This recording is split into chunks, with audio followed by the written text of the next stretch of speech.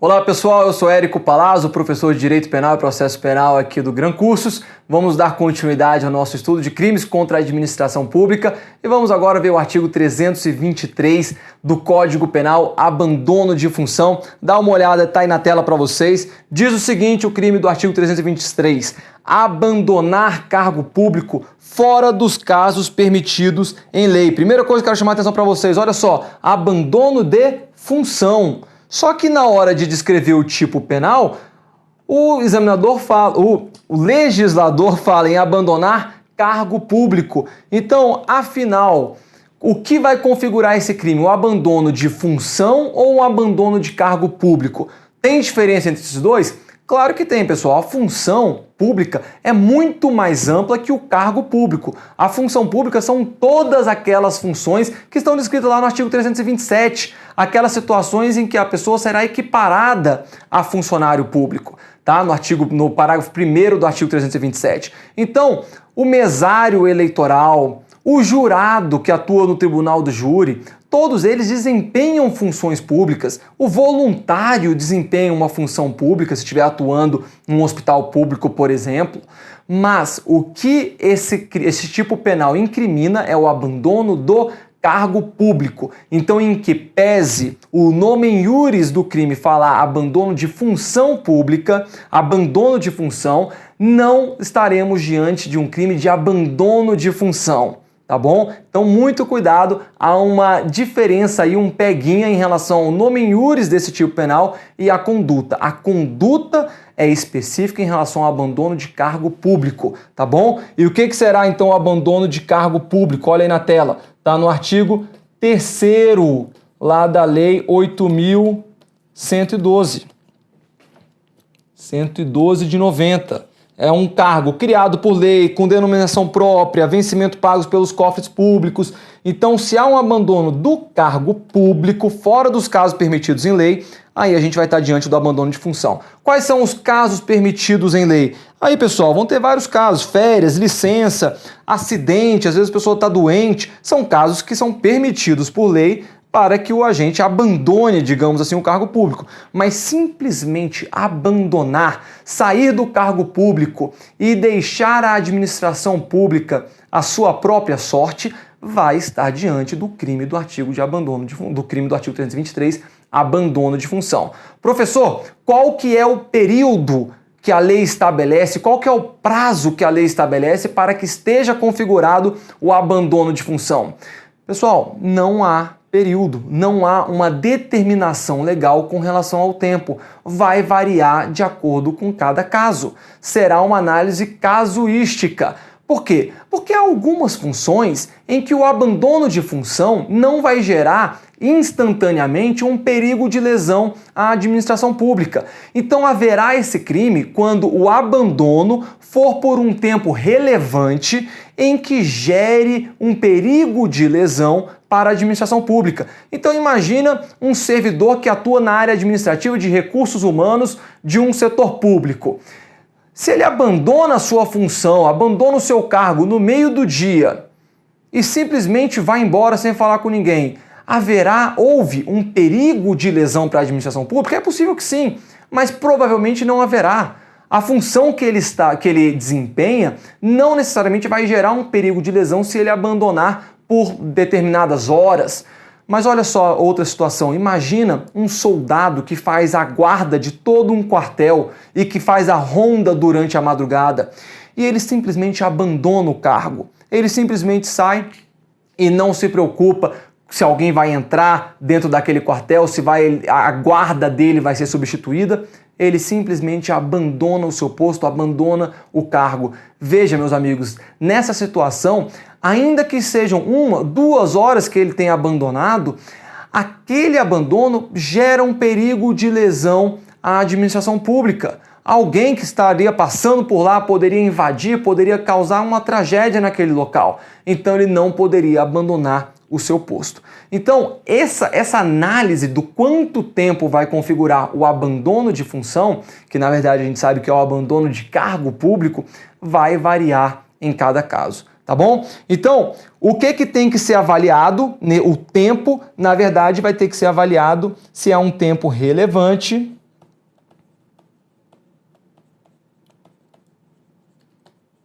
a palavrinha-chave aqui, para gerar perigo de lesão. A gente está diante de um crime de perigo concreto. Então, não é um crime de perigo abstrato. Situações que poderiam acontecer, são situações que efetivamente, perigo concreto, que gerou um efetivo perigo de lesão para a administração pública, tá bom? Então, um crime de perigo concreto. Muito bem, trata-se aqui, esse abandono, trata-se de um crime, deixa eu botar aqui embaixo, omissivo próprio, tá bom? Então, quando há esse abandono, há uma omissão por parte do funcionário público. E se há essa omissão, não admite tentativa. Não é admitida a tentativa. Beleza? O que mais? É um crime formal, de ação penal pública incondicionada. Tá? E é um crime de mão própria. Essa conduta ela não pode ser delegada a terceiros, não admite coautoria, só admite participação. Então, olha só, pena, detenção de 15 dias a 1 mês ou multa. Então, a gente está aqui diante de um crime de menor potencial ofensivo. Parágrafo 1º, se do fato resulta prejuízo público, aqui então não será um crime de perigo concreto. Aqui no parágrafo 1º a gente tem uma hipótese de crime de dano. Então, se resulta prejuízo público, pena, detenção de 3 meses a 1 ano e multa. Já aumenta a pena, mas continua sendo um crime de menor potencial ofensivo. Quero chamar a atenção então para o parágrafo 2º. Se o fato ocorre em lugar compreendido na faixa de fronteira, aí a pena será de 1 a 3 anos de detenção e multa. Deixa de ser um crime de menor potencial ofensivo, mas admite ainda aí a suspensão condicional do processo. O que é a faixa de fronteira? É a faixa no território nacional de quantos quilômetros? 150 quilômetros de largura contígua à linha territorial. Tá bom? Então, muita atenção nessa hipótese. Policial federal que é responsável pela zona de fronteira, pela faixa de fronteira, essa região de 150 quilômetros, ele está designado para aquela área. Ele simplesmente abandona o seu posto, abandona o seu cargo. Ele responde por esse crime e responde nessa modalidade qualificada. Simplesmente, pessoal, porque essa zona de fronteira, essa faixa de fronteira, ela é mais sensível à defesa do nosso país, a defesa da segurança nacional. Então, o legislador ele incidiu uma pena maior para quem pratica essa conduta do artigo 323 na faixa de fronteira. E aí a gente vê muitas situações aí, Polícia Federal, Polícia Rodoviária Federal que está designada para aquela área, enfim, todos esses cargos que podem atuar ali na faixa de fronteira e buscando a segurança da faixa de fronteira. Beleza, galera? Então, muita atenção aí, artigo 323, abandono de função, pode botar aí na tela, só para vocês darem mais uma olhada. Professor, é um crime muito cobrado em prova? Não, não é. Esse crime aí, raramente ele é cobrado, já vi em algumas situações, mas não acontece com muita situação, beleza? Com muita frequência. De qualquer maneira, é bom a gente saber, é importante a gente conhecer, porque a gente nunca sabe quando vai estar um crimezinho desses aí na nossa prova. Olha só, artigo 324, exercício funcional ilegalmente antecipado ou prolongado. Entrar no exercício de função pública antes de satisfeitas as exigências legais, ou continuar, então entrar no exercício ou continuar a exercê-la sem autorização, depois de saber oficialmente que foi exonerado, removido, substituído ou suspenso, pena de detenção de 15 dias a 1 mês ou multa. Então a gente tem duas condutas aqui que podem ser cometidas. Primeira, entrar no exercício de uma função pública ou continuar a exercê-la depois que foi exonerado, removido, substituído ou suspenso. Quero que vocês tenham uma atenção especial em relação a esse crime do artigo 324. Por quê? A gente tem que lembrar que estamos dentro do capítulo de crimes praticados por quem? Por funcionário público contra a administração em geral. Então, quando vocês ouviram e leram esse tipo penal, provavelmente veio naquela cabeça, veio aquela ideia na mente de vocês de uma pessoa que não é funcionário público e simplesmente atua nas atividades de um funcionário público, que entra e exerce uma função pública sem ser um funcionário público. Cuidado, não é isso. Essa ideia, esse exemplo que veio na cabeça de vocês é do crime do artigo 328 do Código Penal, que é a usurpação de função pública. Na usurpação, aí sim, é cometido por um sujeito comum, um sujeito que não é funcionário público, por um particular, que passa a adotar, passa a se inserir como se fosse, e atuar como se fosse um funcionário público. Esse particular que passa a atuar como um funcionário público, ele terá cometido o crime de usurpação de função. É outro crime. Então, cuidado. Aqui a gente está falando de um funcionário público. Professor, então dá um exemplo aqui para que a gente possa entender um pouco melhor. Veja só, imagine alguém que já é um servidor público, nomeado, empossado, tudo certinho, está lá exercendo a sua atividade. Vem o seu superior e diz: olha, fulano, você tem trabalhado bem, então agora você vai ser responsável, vai ser o coordenador desse setor que você trabalha. Você vai subir aí, vai receber uma gratificação para tanto e tudo mais. Entretanto, vamos aguardar o diário oficial, vamos aguardar a publicação no diário oficial dessa sua nova função. Somente quando houver essa publicação é que você pode atuar como o coordenador desse setor. Muito bem. Aí passa um dia, passa dois, ainda não houve essa publicação, parece que vai ficar só para daqui a algumas semanas. Esse servidor público fica impaciente e fala: quer saber, eu quero atuar desde já. Eu não me interessa se eu tenho que aguardar essa publicação aí do Diário Oficial ou não. Eu já vou fazer as atribuições desse cargo e já vou começar a coordenar e exercer essa função. Muito bem, então é isso que ele faz. Só que não há publicação em diário oficial, não há, olha aqui, olha, não foram satisfeitas as exigências legais para aquele cargo. Então, para aquela função, ele não pode entrar em exercício naquela função de coordenador daquele setor sem que haja publicação em diário oficial, mas ele o fez. Muito bem, nesse caso, se ele entra nessa função, por isso que o tipo penal não fala que ele entrou aqui num exercício, que ele usurpou uma função. Não, ele entra numa função sem que estejam satisfeitas todas as exigências legais. Nesse exemplo que eu dei para vocês, faltava a publicação no Diário Oficial. Se ele entra antes nessa função, ele comete o crime de exercício funcional ilegalmente antecipado. E essa situação de ilegalmente prolongado? Vamos supor que esse mesmo servidor público, depois ele veio a ser exonerado dessa função, mas insatisfeito, ele continua a exercer essa função, ele continua querendo coordenar e, de fato, vem a coordenar aquele setor, sendo que ele não poderia mais fazê-lo. Então, pessoal, muita atenção. O que eu quero chamar a atenção principalmente para vocês nesse crime é exatamente que vocês lembrem, recordem que somente um funcionário público pode cometer esse crime, tá bom? É um crime funcional, beleza? Então, olha só, quando a gente fala aqui, depois de saber oficialmente, é bem importante que se ele continuar a exercer sem autorização uma função pública que ele foi exonerado, removido, substituído ou suspenso. Quando a gente fala aqui que ele foi oficialmente, ele deve saber oficialmente, ele tem que ter uma comunicação pessoal. Professor, ele foi exonerado e só está lá no Diário Oficial. Muito bem, não basta publicação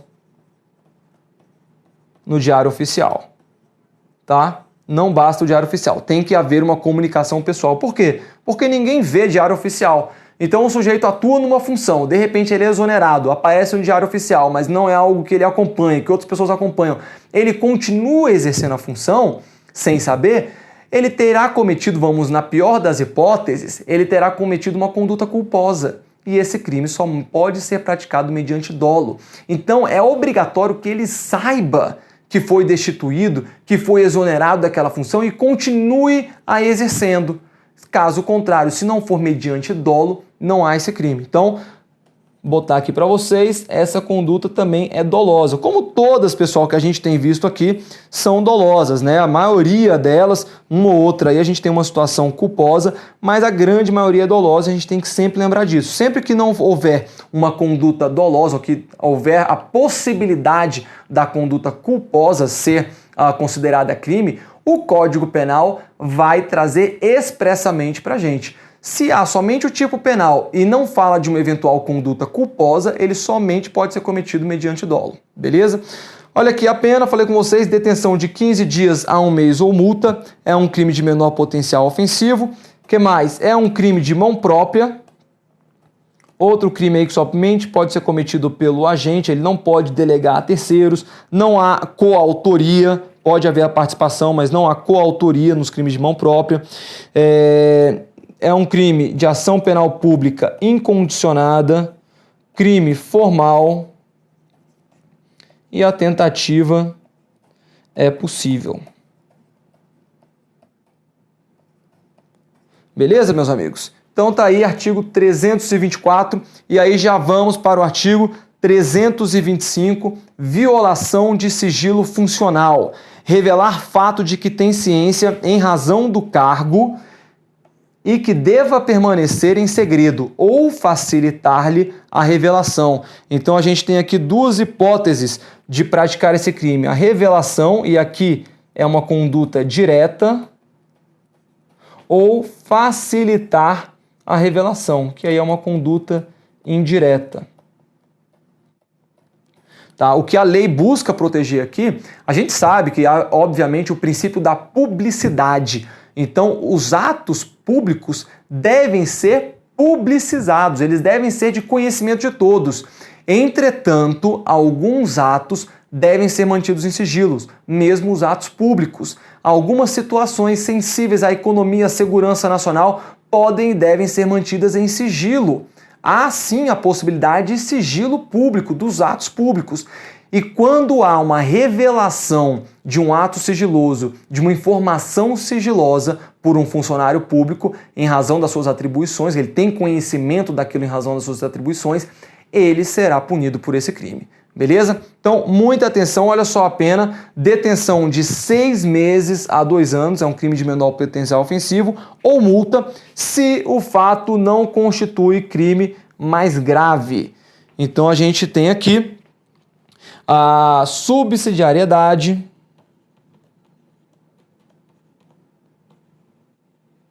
expressa.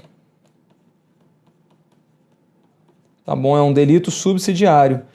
Professor, em que situações será subsidiário? Sempre que houver um crime mais grave e que há uma revelação de um fato, de um segredo, de alguma situação, uma informação que não poderia ser revelada. Quer ver alguns exemplos? Lá na lei de espionagem, né? Que é a lei 7.170 de 83.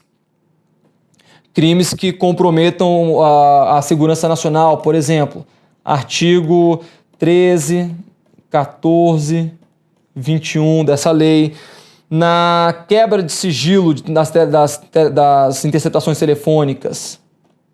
Interceptação telefônica. A interceptação telefônica ela tem um sigilo. Se elas forem quebradas indevidamente, pode configurar o artigo 10 da Lei 9296 de 96. Então veja, se há uma revelação de um fato, de um segredo, em razão do cargo desempenhado, mas o crime for mais grave, e aqui eu trouxe 2 exemplos para vocês, se aplicam esses crimes. Somente vai se aplicar o artigo 325 se não houver um crime mais grave que venha se subsumir ao fato, à situação penal. Beleza? Crime próprio.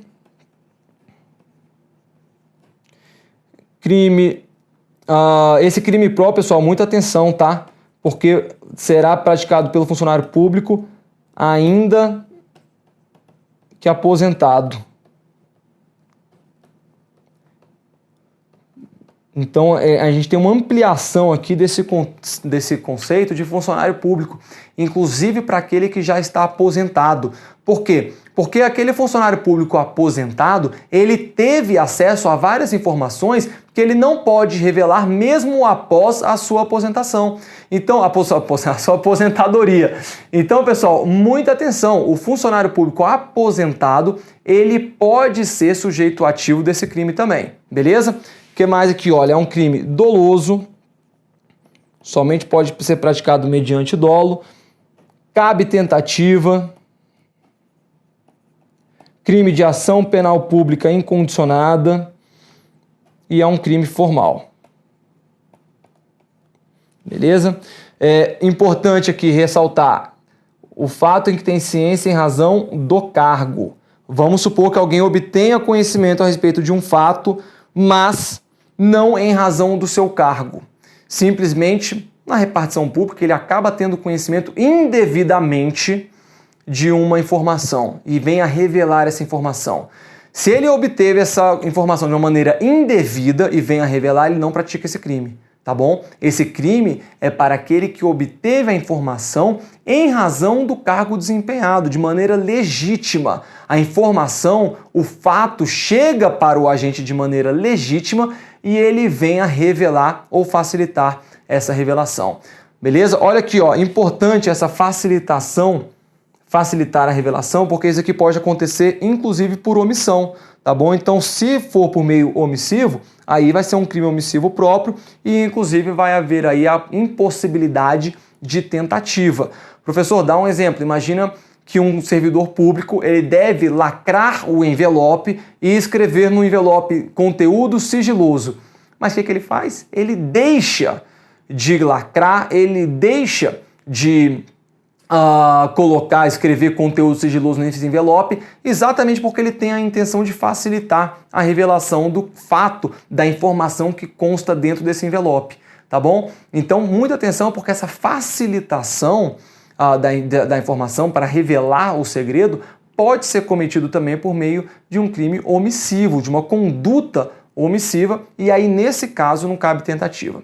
Beleza, galera? Olha só, para a gente finalizar aqui, vamos falar mais aqui, ó, do artigo 325, os parágrafos 1º, antes da gente passar para o próximo crime.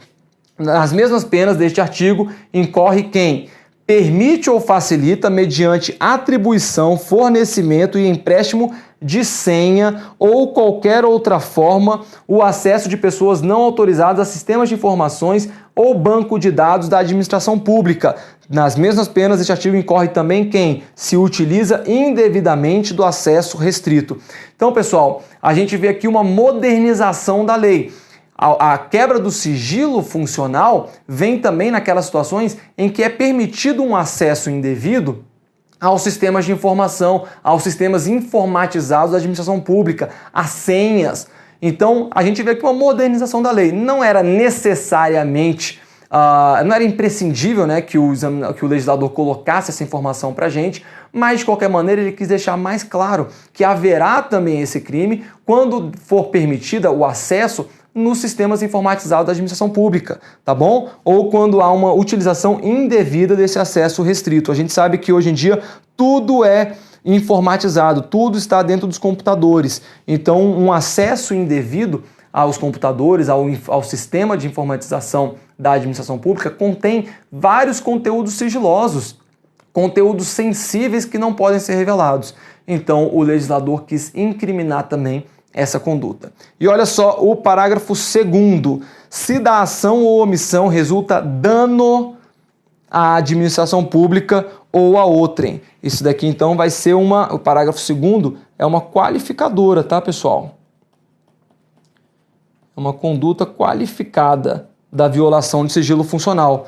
Pena, reclusão de 2 a 6 anos de multa, deixa de ser um crime de menor potencial ofensivo, é um crime de elevado potencial ofensivo e trata-se aqui de um crime de dano, porque haverá o exaurimento desse delito de violação de sigilo funcional. Beleza? Agora sim, então, vamos para o nosso último crime da aula, artigo 326, violação do sigilo de proposta de concorrência. Mas aqui eu tenho uma notícia boa para vocês. esse crime foi revogado, tá bom? Então a gente não precisa se preocupar com ele neste momento. Olha aqui, olha o artigo 326, o conteúdo dele. Devassar o sigilo de proposta de concorrência pública ou proporcionar a terceiro o ensejo de devassá-lo, detenção de 3 meses a 1 ano. Concorrência pública, isso daqui já remete ao quê?